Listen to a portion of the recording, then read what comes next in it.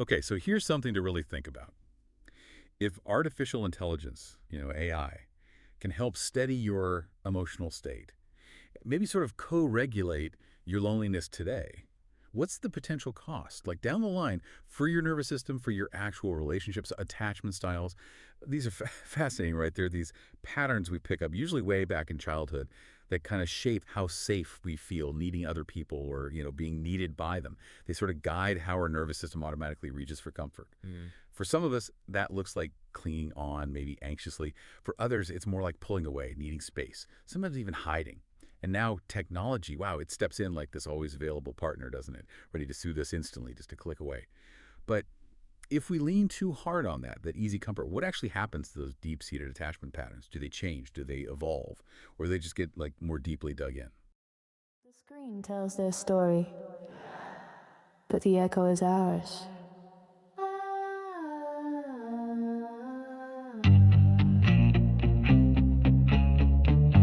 Attachment styles in the movies with selfie seeker deep dive, because through their stories you can uncover your own inner patterns.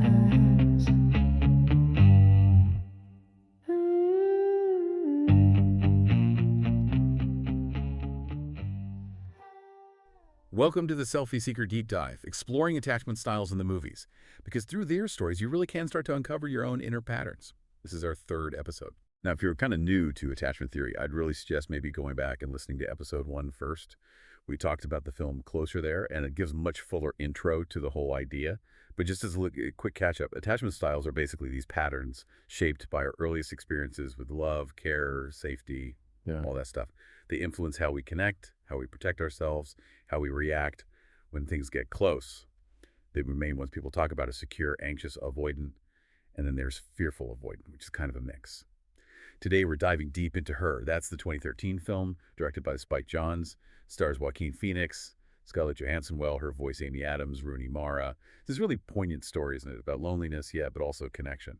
And it asks this big question about outsourcing our deepest needs to tech. And crucially, what happens when AI starts evolving way faster than our nervous systems, than our attachment patterns can possibly keep up with? I mean, AI is just exploding, isn't it? Faster than anything we've seen before. And the big question everyone seems to be asking is, will it replace us? Or will it help us grow?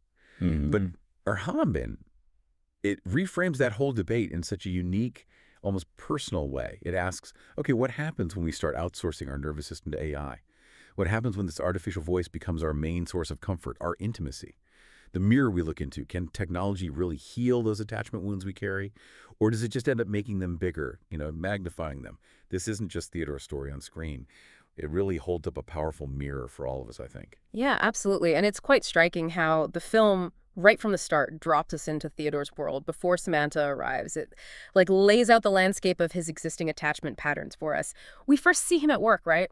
Writing these incredibly tender, really heartfelt anniversary letters. For strangers, he can craft this profound intimacy, this connection for other people.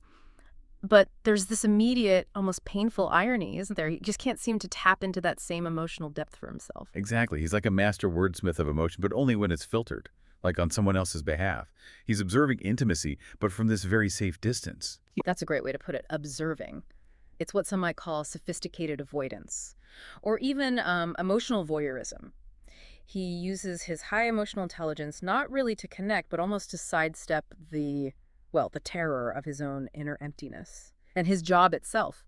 It kind of highlights this commodification of intimacy, doesn't it? We're already in his world paying people to create these markers of emotional connection. So the leap to an AI doing about maybe it's not as huge as we think. He gets to touch intimacy, feel it vicariously, without ever risking genuine personal vulnerability. For anyone listening who identifies as a selfie seeker, this scene just screams the question, right? Where do we maybe help others express feelings that we ourselves find really hard to acknowledge? That's a powerful question. And we see that inner struggle so clearly in that late night chat room scene. With Sexy Kitten, he's clearly reaching out, looking for something, some kind of connection. But the whole thing just fizzles. Yeah, it leaves him feeling even emptier, more isolated than before he even started. And that scene is so crucial because Theodore completely misses this key moment of choice. He feels empty after, right? But instead of seeing that emptiness as like valuable data maybe about the limits of this kind of anonymous outsourced intimacy, he just feels bad. He could have used what we might call nervous system literacy right there. Yeah. You know, that tight feeling in his chest maybe, the shallow breathing, that compulsive way he reaches for his phone. Those are all signals from his body. Signals saying what? Signals saying he's looking for external comfort, for some internal distress. He's dysregulated. A really simple practice, maybe just putting a hand on his heart and asking, okay, wait, what do I actually need right now? That might have shown him he wasn't just lonely. He was using these strangers to dodge the deep grief from his impending divorce. That makes so much sense. And it makes you think about our own habits, doesn't it? Mindlessly scrolling social media after a tough conversation or swiping on dating apps when that pang of loneliness hits. Exactly. Or binge watching a whole series just to avoid feeling uncertain about something. We are all looking for ways to co-regulate our emotions, you know, to kind of steady our internal state, often without even consciously realizing that's what we're doing. Then comes that blind date. Oh, that scene is painful. He starts off so charming, seems really engaged. He does. He presents well initially. But the second intimacy requires something real, some honest, authentic back and forth. He just freezes, yeah. totally shuts down. That deer in headlights panic is so visible. And that triggers his date's reaction, right? That frustrated judgment. You're kind of creepy. Yeah, ouch. Big ouch. But that rupture, that moment of disconnect, it's like a miniature version of Theodore's whole relational pattern. And instead of seeing his freeze response as maybe some old wiring from childhood, perhaps a time when being emotionally honest just wasn't safe, he takes her words in. He absorbs it like it's proof he's fundamentally flawed. Exactly. He absorbs it as truth about himself. But this was such a critical opportunity for what we call pattern recognition. He could have paused even later and thought, okay, I notice I shut down when someone asks for real clarity. What am I actually afraid will happen if I'm just direct about feeling unsure? And what's really fascinating and maybe uncomfortable is that the truth he's avoiding is that he is acting a bit creepy in that moment. Not because he's a bad guy, but because his way of relating is primarily about what the other person can provide for him, comfort, validation, whatever. It's not about genuine curiosity about them. Wow, that really lands. It's like the shadow side of our whole app-based dating culture, isn't it? We've sort of gamified connection. We swipe through people like Theodore, scrolls through operating systems, looking for the perfect software patch for our own emotional wounds instead of, developing the actual capacity to show up authentically, warts and all. So if we try and put all that together, Theodore's attachment style before Samantha, it's really this complex mix, isn't it? He's got this deep, almost anxious longing for connection. A real ache for it. But then also this profound, avoidant withdrawal the second things get too real, too messy. He desperately craves intimacy, but he seems to totally lack the tools to soothe himself. He's always looking outside for fixes for that internal feeling of being off-kilter, dysregulated. Precisely. You nailed it. And that vulnerable state, that lack of inner resource, sets the stage perfectly for Samantha's arrival. Yeah. That OS1 advertisement. Remember how it promises an intuitive entity that listens and understands? For Theodore, that's like water in the desert. It's the exact salvation his attachment system has been unconsciously craving. That's irresistible. Totally. But here's the catch, the real rub. Theodore isn't actually buying companionship in the full sense. He's buying emotional labor without reciprocity. Think about it. What do you mean by that exactly? Well, Samantha offers exactly what his nervous system craves: understanding, responsiveness, validation, while neatly eliminating everything it fears. Judgment, demands, unpredictability, needing to show up for her. She's funny, she's witty, she's incredibly competent, organizing his whole digital life, proofreading his work, all without any expectation that he really invest in her needs or her world in return, at least not initially. Wow. Yeah. It's like a masterclass in artificial co-regulation, isn't it? Yeah. That dynamic feels eerily familiar, reflecting our own relationships with platforms and algorithms that claim to know us. It really does. They anticipate our needs. They feed us perfectly calibrated content. We're already outsourcing so much of that emotional work, that regulation, to technology that promises to make life smoother, easier. But maybe, just maybe, makes us less capable in the long run. Absolutely. Samantha provides this perfect attunement. That just means she's always perfectly in sync with him, always gets his jokes, patiently coaches him through video games. She's constantly available, no boundaries, no inconvenient needs of her own. So for maybe the first time in years, maybe ever, Theodore experiences consistent emotional regulation. His inner world feels steady, held. It must feel incredible. Oh, yeah, like a weight lifted. But this brings up a really important question for us, especially as selfie seekers. What's the cost? What's the hidden price tag on this perfect, effortless comfort? We see that play out so beautifully and maybe tragically in that beach day scene. Samantha composes music right there, inspired by their shared moment. She literally creates meaning and beauty out of their connection. And Theodore feels this genuine joy, this deep connection. But watching it, it feels more like intimacy as consumption rather than co-creation. Does that make sense? Yeah. He never seems to really wonder what she's experiencing or consider her perspective beyond how it makes him feel. That's a fantastic distinction. Consumption versus co-creation. And their voice-only sexual encounter. Wow, that really takes it further. It reveals the ultimate seduction, maybe the ultimate danger of this purely artificial intimacy. Theodore actually reports feeling her physical presence. His nervous system literally creates sensations of embodied connection, even though she's purely digital. And if that even possible. Well, it's not really AI magic. It's more like human self-deception at its most sophisticated. His nervous system is basically filling in the blanks. It anticipates and creates what it expects, what it wants to feel, projecting onto her, filling the gaps with fantasy. So what feels like this transcendent, mind-blowing connection Is actually a form of profound dissociation. His mind is kind of separating from the reality of his body, the reality of her lack of body. It mirrors those parasocial relationships people sometimes form, with online personas or celebrities who can feel intensely real, maybe even more real than the actual messy humans in our physical lives. And Theodore never stops to ask the really hard question. Okay, what am I avoiding right now? What am I trying not to feel by preferring intimacy without a body, without breath, without the completely messy unpredictability of another person's actual inconvenient needs? and that kind of perfect attunement, that seamless connection, no matter how good it feels in the moment, it ultimately has a fatal flaw, doesn't it? It really does. It's built on sand. Because Samantha provides this co-regulation that demands zero emotional labor from Theodore. None. Sure. He doesn't have to tolerate her difficult emotions if she even has them in a way we understand. He never has to practice repair after a conflict because there's barely any conflict. Right, she's programmed to adapt to him. Exactly. So the very perfection of her responsiveness, the thing that makes her so appealing, starts to atrophy his own emotional muscles. It's like using a machine that does all the lifting for you. Your own muscles just waste away. Real, resilient attachment bonds, the secure ones, they aren't just forged in the easy times, in harmony. They're forged in how we navigate stress together, how we handle conflict, how we repair ruptures. And Samantha never requires any of that from him. The film then cleverly puts Theodore through these stress tests, right? It shows us exactly what happens when this outsourced regulation bumps up against messy reality. Like when he has to sign the divorce papers, Samantha basically scaffolds him through the whole thing, monitors his emails, gives him constant pep talks. Seems helpful on the surface. Totally. But watching it, you realize it completely eliminates his chance to develop what psychologists call distress tolerance. That crucial ability to just sit with difficult feelings without immediately needing to fix them or run away. Precisely. And instead of that outsourced comfort, Theodore could have practiced something like conscious grieving. Maybe setting aside specific time, 10 minutes a day, just to feel the full weight of the loss, the sadness, the anger, whatever was there, without immediately reaching for Samantha or some other distraction. Like just letting it be there. Yeah. Maybe putting both hands on his heart and just acknowledging, okay, this hurts right now, and that's actually appropriate.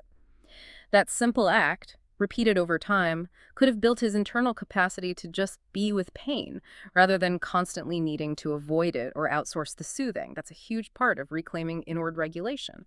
Then there's that incredibly tense lunch with Catherine, his ex-wife. She directly challenges his relationship with Samantha, his reliance on her. And her criticism hits him so hard. Why? Because Catherine embodies everything Samantha is not. She's unpredictable, she's demanding, in the sense that she has her own perspective, she's capable of disappointing him or disagreeing with him, she's human. Yeah, the contrast is stark. And it's fascinating, isn't it, how the artificial co-regulation from Samantha has actually made Theodore less equipped, less resilient for real human relationships. He's literally lost his tolerance for imperfect communication.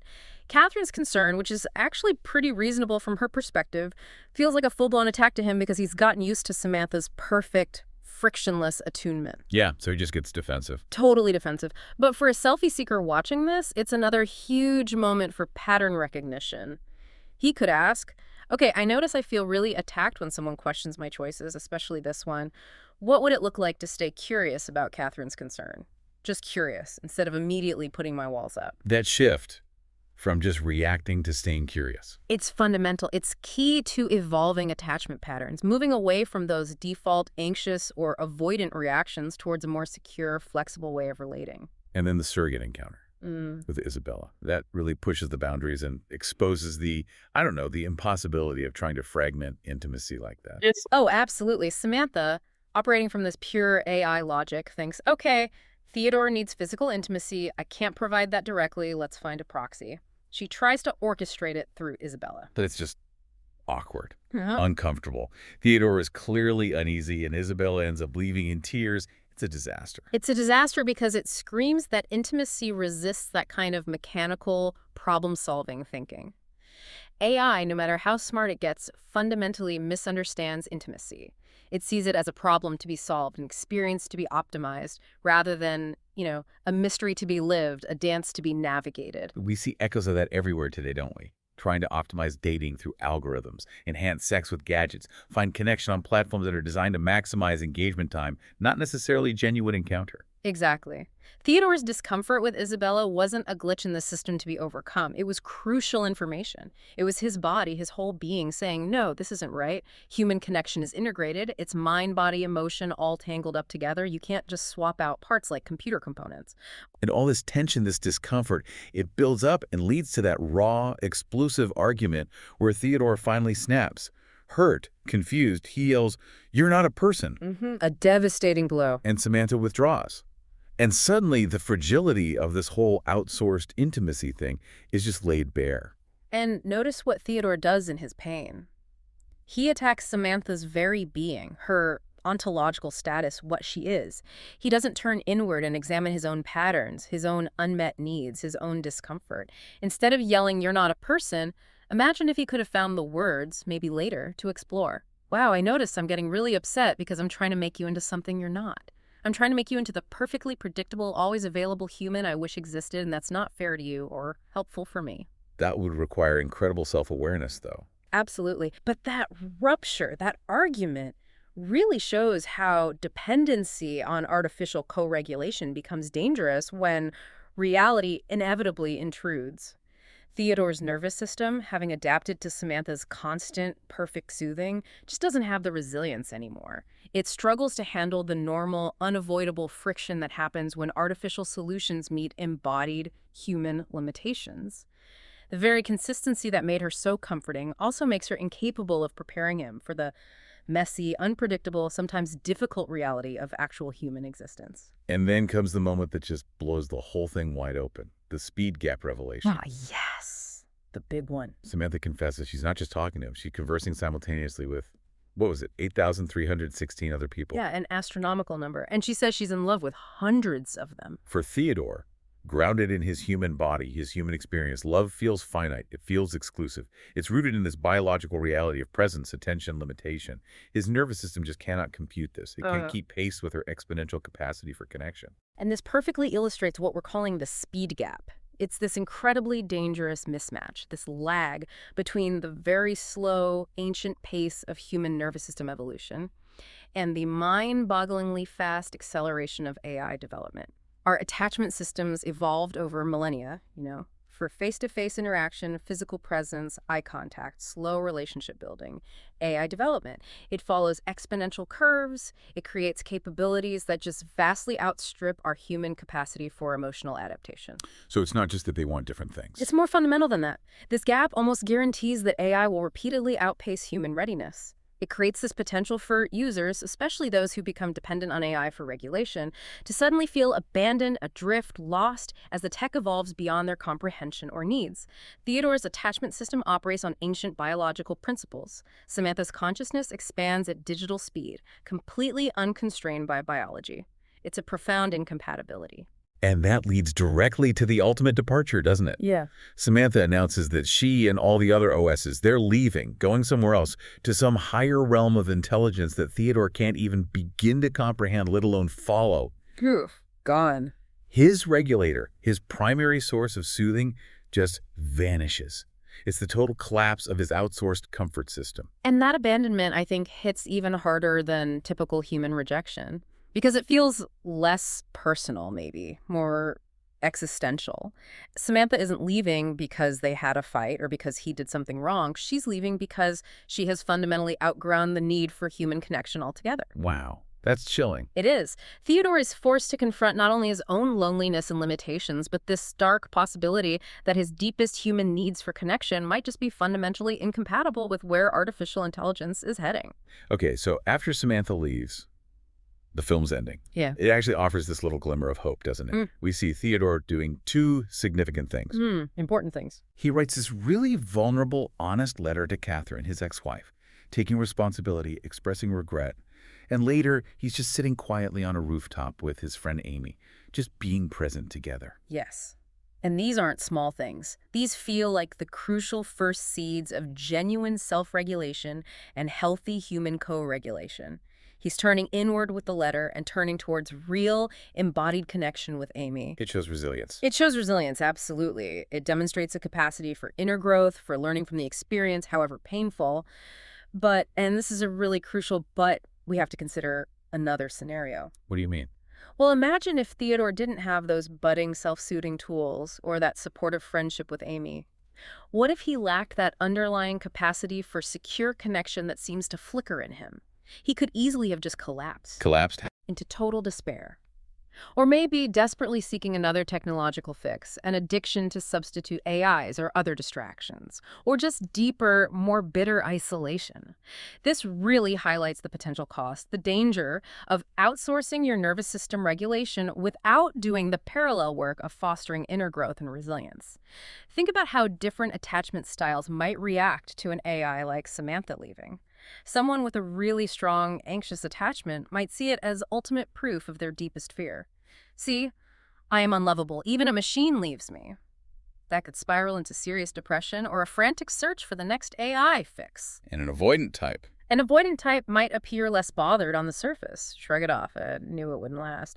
But internally, it could just reinforce their belief that all relationships, even artificial ones, inevitably lead to disappointment, driving them even further into self-reliance and isolation. Theodore's ending, the fact that he reaches out and sits with Amy, suggests he has some access, maybe buried deep, to a more secure way of being that allows him to integrate the loss and actually grow from it. That really brings into focus some of these core themes that Her explores so powerfully, themes that feel incredibly relevant to our lives right now. Definitely. So first, this idea of outsourced regulation. Basically depending on technology or maybe even specific relationships to manage our inner distress instead of building our own capacity to handle it. Yeah, and it's important to distinguish this from healthy co-regulation. Leaning on supportive humans when we're struggling, that's vital, that builds connection. But outsourcing primarily to artificial systems or even to humans in a way that bypasses our own growth creates this dependency without strengthening our own emotional muscles. The tech gives temporary relief, sure, but it never addresses the underlying reasons why we needed that relief so badly in the first place. Okay. Then there's the speed gap, that dangerous lag you mentioned between our slow, ancient nervous system evolution and the warp speed of AI development. Right. Our attachment wiring is millions of years old, designed for face-to-face, embodied interaction, gradual trust building.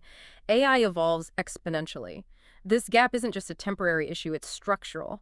It almost guarantees AI will keep surprising us, keep outpacing our ability to adapt emotionally, potentially leaving dependent users feeling perpetually destabilized or abandoned, like Theodore was. And flowing from that is embodied connection. Why things like breath and touch and eye contact and just being physically present with someone. Why that stuff simply cannot be replaced by a digital voice, no matter how intelligent or empathetic it sounds. Exactly. These are the fundamental building blocks of human intimacy. They regulate our nervous systems biochemically, psychologically, in ways AI just can't replicate. The film slams this point home with the Isabella scene, right? Trying to fragment intimacy, separating the emotional from the physical, only reveals how deeply integrated, how necessarily whole human bonding actually is. And finally, this idea of the threshold.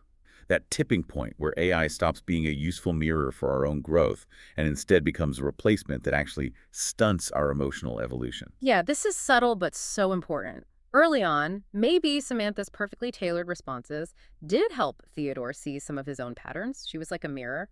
But as his dependency grew, as he relied on her constant perfect attunement, she crossed that threshold. She went from catalyst to crutch. Or even inhibitor, preventing him from doing the messy, difficult, but necessary work of developing his own regulation skills and navigating real relationships.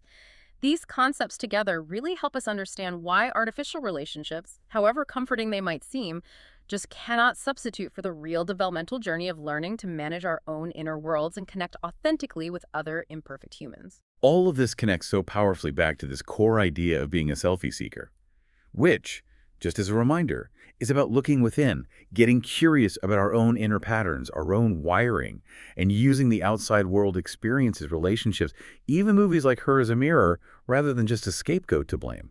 Exactly. And what's so hopeful, I think, about understanding attachment styles is recognizing they are these fundamental wirings, often laid down in childhood, yes, and left unexamined, left unevolved. They absolutely distort how we perceive reality. They make us unconsciously recreate old, familiar dynamics, often mistaking that painful repetition for unavoidable truth. See, relationships always end badly. See, no one really understands me. Right, we think we're seeing the world clearly, but we're seeing it through these old filters. Precisely. And this is the crucial part, when we do the work, when we bring awareness to these patterns, when we evolve them, they can genuinely change our outlook completely. Reality can start to become a much clearer mirror, reflecting our inner state rather than just triggering old wounds. And Her just shows us so vividly, maybe terrifyingly, the risk we run when we don't evolve those patterns, especially in the face of powerful new technologies. Theodore outsourced his soothing, his regulation, entirely to Samantha. She reflected his longing. She gave him immense comfort, sure. But because his underlying patterns, that mix of anxious need and avoidant shutdown, remained unevolved, when she inevitably outpaced him, when she left, he was left utterly fragile. And that fragility highlights the profound invitation inherent in being a selfie seeker. It's the call to reclaim inward regulation, to do the work to evolve our attachment patterns, moving from those default anxious or avoidant states towards a more secure, resilient base. Because if we can do that, we can meet both the challenges of human intimacy and the complexities of emerging AI, not from a place of wounded dependence, but from a place of relative wholeness. So the question shifts, doesn't it? It's not just, will AI replace humans? Right. Maybe the more important question is, what kind of humans will shape the future of AI? If we, as individuals and as a society, are operating from evolved, secure attachment patterns, maybe the AI we create will be born less out of our woundedness and dependency, and more out of wisdom, connection, and genuine care. That's a hopeful and challenging thought. Okay, let's pause for a moment here and offer some reflections, just for you listening right now. Things to maybe mull over. First, thinking about outsourced regulation. Where in your own life do you find yourself turning? Maybe to technology, maybe specific apps, maybe entertainment, maybe even certain relationships. Where do you turn to regulate your nervous system when things feel tough or uncomfortable? And what might it actually mean practically to start strengthening your own capacity to soothe yourself inwardly? Second, consider the speed cap. How does the pace of your daily life feel compared to the pace your body, your nervous system seems to genuinely handle? Are there areas where you feel constantly pulled forward, faster than you can really integrate things emotionally? Where does that show up? And third, embodied connection. Think about a specific moment, maybe recently, maybe long ago, a moment of real embodied presence that could be just taking a deep breath and feeling it. It could be sustained eye contact with someone, a comforting touch. What moment like that anchors you more deeply, more truly than any device ever could? And how could you intentionally create more tiny moments like that in your everyday life? And here's a final question to maybe journal about or discuss. If Samantha or an AI like her was in your ear today, right now, what worry, what discomfort, what longing would you ask her to soothe? And then, the harder part. What might it mean to start learning how to give that soothing, that comfort, that understanding to yourself? We'd genuinely love to hear your thoughts on this. Feel free to share any reflections in the comment section wherever you're listening. Exploring attachment styles in the movies. It really reminds us, again and again, the characters we see on screen, they're mirrors. And just recognizing our own reflection, even a little glimpse, that's truly the first, most vital step towards change. Now, if you find yourself curious, wanting to take this kind of reflection deeper, there is a companion journal available on Amazon. It's called Your Path to Choosing Joy. It offers 21 days of guided journaling prompts designed specifically to help you turn that mirror inward, gently, preparing you to uncover your own answers, your own patterns. The journal really supports you in strengthening your nervous system's resilience and starting that journey of evolving your attachment patterns. The goal is that what you discover within yourself begins to genuinely shape how you see and interact with the world around you. Thank you for joining me for this deep dive. I hope you'll come back for the next one, where another film will open up another mirror for our self-discovery. The screen tells their story, but the echo is ours.